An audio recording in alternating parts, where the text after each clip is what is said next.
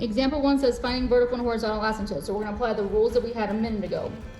So f of x equals 2x squared over x squared minus 1. So if we're looking for our vertical asymptote, you look to your denominator. So you're saying x squared minus 1 equal to 0. So x plus 1, x minus 1, because it is difference of squares.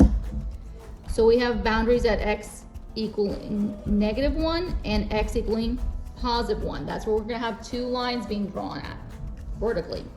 They want a horizontal asymptote.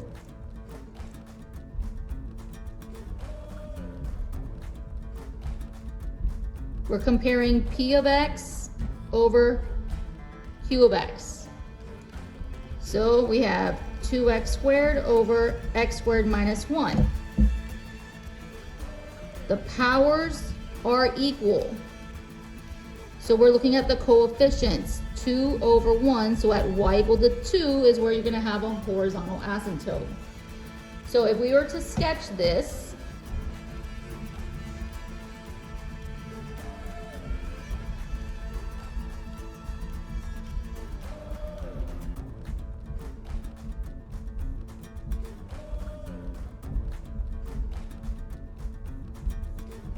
okay, it said that we have a horizontal asymptote at y equal to 2.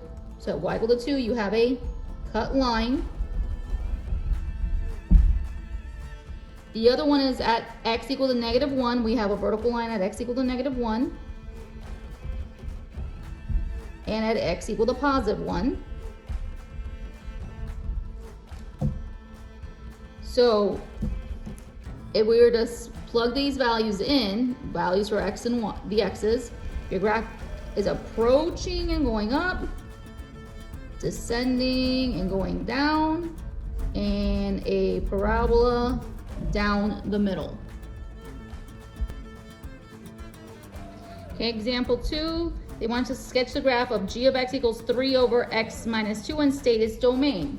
So again, remember, we need to look at our pieces and remember the rules.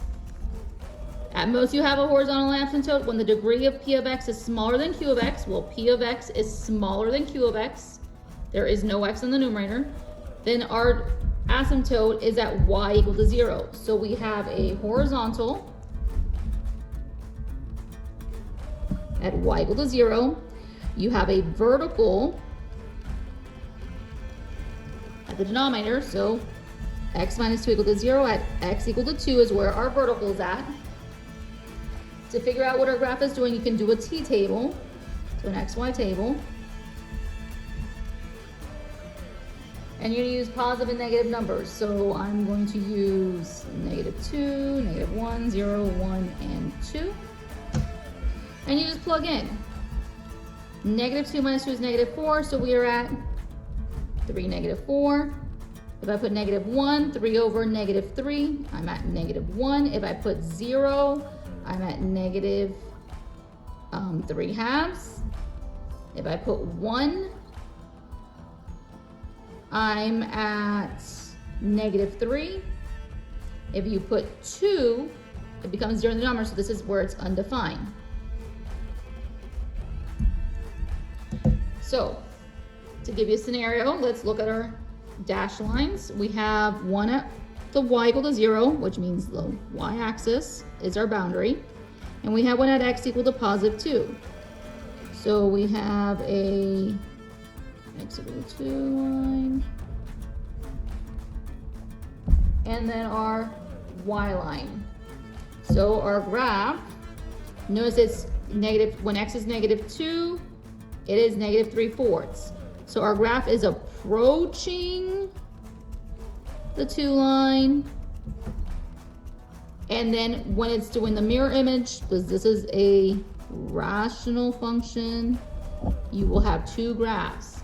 So if you have one going from the negative values of x approaching the 2, you're going to have one from the +2 approaching infinity. So it's a flip. In example 3, they want us to sketch the graph of f of x equals x over x squared minus x minus 2 and state its domain. Again, here, we notice that the numerator is smaller than the denominator, so our horizontal is going to be at y equal to 0 again. Our vertical one, the denominator, x squared minus x minus 2, you're going to set that equal to 0 to factor. So we have x and x, 2 and 1. To get negative 1, the 2 has to be negative, the 1 is positive. So we have a dashed line at 2 and negative 1. That's where your boundaries are. So we have at positive 2, we have a dashed line. At negative 1, you have another dashed line. And then then obviously the y equal to 0, so we don't see that one because it's bound by that piece. Now, define what's going on. We know that the numerator is the power of x and x squared. If we were to plug in values, this middle piece acts like a x cubed function. So this one is actually coming down, hitting the 0, 0, and extending downward. These two act as your rational functions. You're approaching the line, going down. You're approaching the line, going down. A suggestion on these, Desmos.com for plugging in the equations. The algebra behind it you can figure out, but to graph and see exactly what the graph is doing, you can always verify your mathematics by going to Desmos.com and plugging in your equation to see what the sketched graph would look like. Example 4, they want us to sketch a graph of f of x equals x squared minus 9 over x squared minus 2x minus 3. First thing we're going to start is our horizontal. Because the power of x squared is the same as the denominator x squared, we know that our horizontal is the coefficients, which is 1 over 1. So at y equal to 1 is where we have our horizontal asymptote. The vertical one, though, is based on the denominator, which is x squared minus 2x minus 3. You have to set that equal to 0. We are factoring. So you have x, 3, 1. For negative 2, the 3 had to be negative and the 1 had to be positive. So we have boundaries at positive 3, x equals positive 3, and x equaling negative 1. To figure out the rest, remember, you need to simplify. X plus 3, x minus 3 is the numerator because it is difference of squares. We just did the denominator, which is x minus 3, x plus 1. The simplified form is going to be x plus 3 over x plus 1, where x cannot equal negative 1. So then when we come to here, we're going to do our dashed line. We have at y equal to 1. And then you have lines at x equal to 3.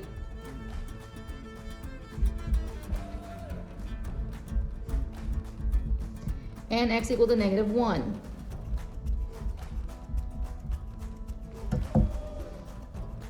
Because we simplified, this is what we're using to graph. So we have a graph hitting the negative 3 on the x-axis and hitting the y on the y-axis at 3. And here's our boundaries. Because we simplified, this asymptote right here doesn't exist anymore, so we just use our negative 1. So we have, our graph is descending and descending.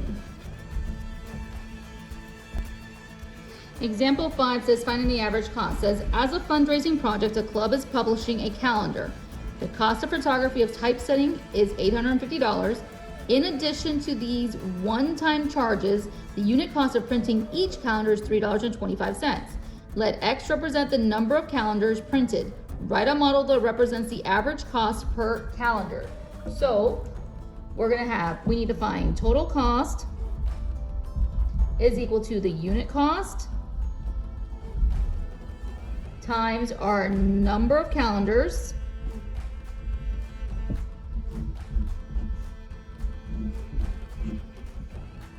plus the cost of typesetting, photography and type. So they told you that, so that's total cost is gonna be our C. The unit cost they told you is $3.25 per calendar, and we don't know how many calendars we have, plus our 850. There's our total cost function. But if I want to find the average cost, we change our equation to say C average is $3.25x plus 850 divided by x, which is the number of calendars that we produce.